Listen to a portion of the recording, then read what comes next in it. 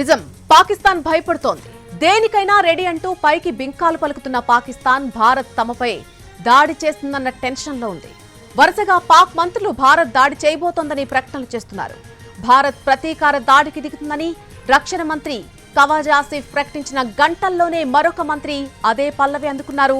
భారత్ 24 నుంచి 36 గంటల్లో తమపై సైనిక చర్యకు దిగుతుందని పాక్ సమాచార మంత్రి ఆయతుల్లా తరార్ ప్రకటించారు. దీనికి సంబంధించి తమ దగ్గర స్పష్టమైన సమాచారం ఉందన్నారు. ఇంటెలిజెన్స్ వర్గాల నుంచి ఇన్ఫర్మేషన్ వచ్చినట్టుగా ఆయన చెబుతున్నారు. భారత్ ఏ చర్య తీసుకున్నా తాము దాన్ని తిప్పి కొడతామని ప్రకటించారు.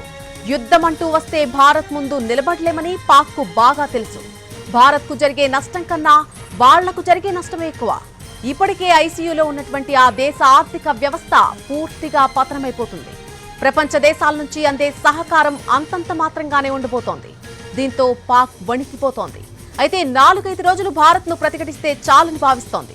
ఈలోపు చైనా వంటి దేశాలు జోక్యం చేసుకుని ఆ పరిస్థితిని చక్కదిద్దుతాయని పాక్ ఆలోచిస్తోంది.